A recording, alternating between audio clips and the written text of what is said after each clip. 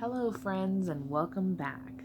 So it's currently 2 o'clock in the morning, and I can't sleep, so I'm just going to chat with you for a hot second until I decide to go to sleep. And tonight, whatever time you're watching this, today we're going to talk about how to treat your essential workers at the grocery store. Yeah, I know. Everybody out there should know how to treat those people, but sadly, they don't. They really, really don't. Now, listen. We're all there to help you. We're all there to be thankful and grateful for your business or whatever. Um, Whenever you guys mention that there's a sale going on in the ad, odds are like 9 times out of 10, we weren't told any of this. If there's a sale going on and there's not a sign up right in front of our faces, we don't know about it. Okay? I'm sorry. If a price is wrong, call a manager, say, hey, just so you know, it's this way in the ad, and it should be this way on the screen. Oh, okay, we'll fix that for you right now. That's all you have to say. You don't have to throw a fit. It'll get fixed. I promise. It will. Unless you have some really bad manager who's just not willing to work with you at all. Or if you're being a real jerk about it, then they don't want to help you. Just so you know. Just thought I'd throw that out there. Um,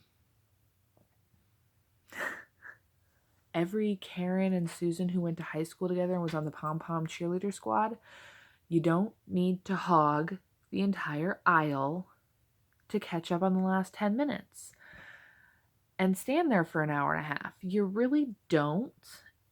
And you can take that outside because 17 other Karens want to get the same kind of cereal that you're blocking right now. And that's a problem, guys. Every Karen and Susan who went to Pom Pom Squad together, go outside, finish your shopping, or say, hey, you know what? I'll call you. Let me finish my shopping because my husband's sitting in the car right now. You can lie too. Sharon, Karen, Susan, y'all can lie and say, hey, you know what? My husband's in the car right now. I'll call you. Give me your number. I'll call you. We'll chat later. And then you can call them on your own time. But right now, you're blocking up every Cocoa Puff in the aisle. So you better move it along and go outside and chat, or call each other later and chat. It's very frustrating. I'm not saying this just from personal experience. I'm saying this because so many people have complained about this where I work. I do work at a grocery store and I've been working for the same company for almost a decade. I know, right? A millennial working in a company for over a year? Not only that, I've been with them for almost 10 years. Almost, guys. Almost 10 years. It's crazy. I don't know what kept me there for so long. Oh, wait. They paid me. That's what kept me there so long. Yeah, that's why. And then a lot of people have asked me, how have you lasted so long working with the general public, working in a grocery store, especially because you get a lot of different types of people in a grocery store. And I'll tell you, there's a couple of ways. Way number one is a whole heck of a lot of patience. Way number two, whole heck of a lot of sarcasm. And way number three, you gotta have some good humor because you'll find a lot of interesting people go to the grocery store and you'll have a lot of great stories to tell friends and family. And it's pretty great. It's pretty great.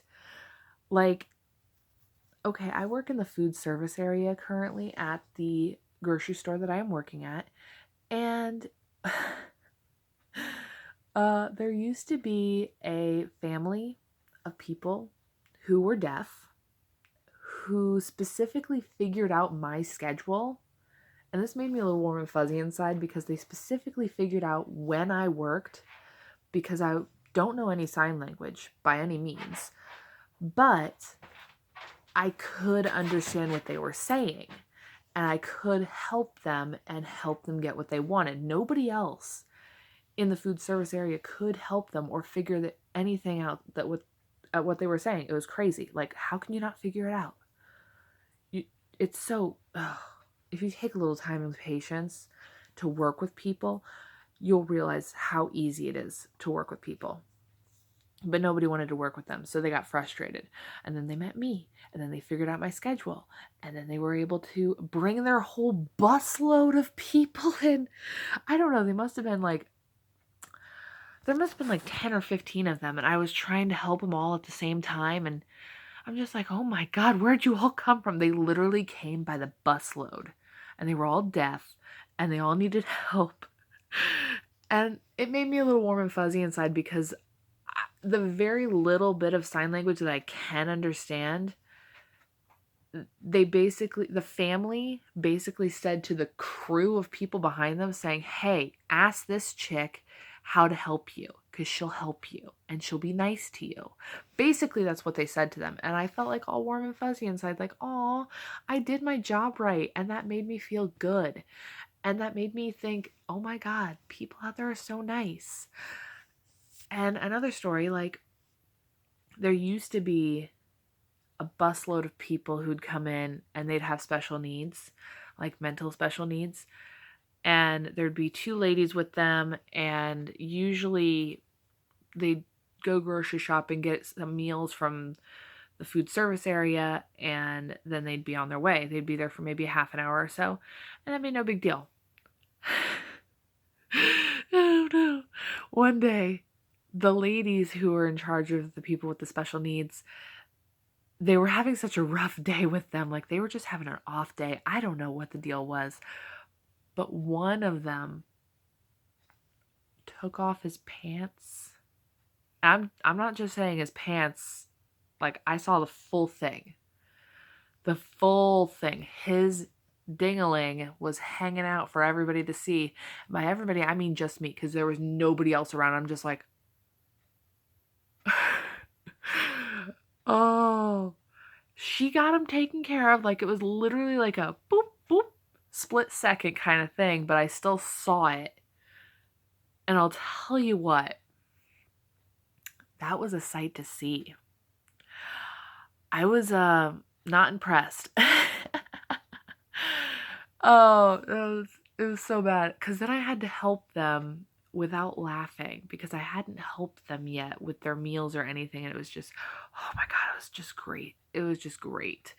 The lady was so patient with me, and she gave me a compliment about how well I held my cool with the whole situation. And oh my God. And then she called the store the next day to apologize to me, but she got my manager instead. And he pulled me aside later and was just like, "Hey, what happened with this lady in the bus of the special needs people?" And I told him, he died laughing. He's like, "I would have had to walk away. You handled it way better than anybody else back here.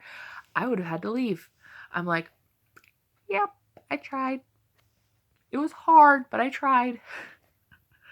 So I'm just saying, guys, be nice to the people who try to help you, because we do try our best. And you can make it really easy and give us a better attitude to give you, or you could be a total jerk to us and then we'll literally like brush you away or not help you, or we'll just say, you know what? You can leave the store. Bye. Because that's literally how we feel.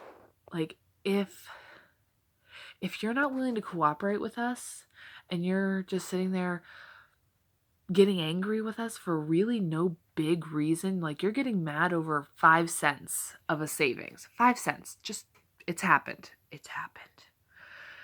You're getting angry over 5 cents of a savings. Here's your nickel, is what I would have said in most cases, is here's the nickel. Because we literally can't handle that. When you're yelling and swearing and causing all sorts of a scene, nobody wants to help you. You're making it harder on yourself because nobody wants to help you then. Literally, all the managers are running away because they don't want to help you. But if you're nice and say, hey, I have an issue with this. Could you help me fix it? Have a better attitude. We're way willing to help you with that. We're so willing to help you. And that 5 cents, with a good attitude, I'll be more than happy to save you that 5 cents. I will happily run my butt up there to save you that 5 cents. But if you're mean and I don't want to help you, I'm running the other way. I'm out of there, buddy. I'm gone. But that's just me venting right now. I'm just vlogging just because I got nothing better to do during this quarantine. And that's all I've got to say to you guys. So hopefully this helps you out in the future of how to get your way in a grocery store. Hopefully this helps all the Sharon, Karen, and Susans who sit in the aisle and block the whole aisle. Hopefully that helps you guys out. But until sorry, unedited because of the quarantine. Unedited, sorry. Anywho, thank you guys for watching. Please subscribe and like the channel. Please hit that little bell icon, and we will see you guys next time.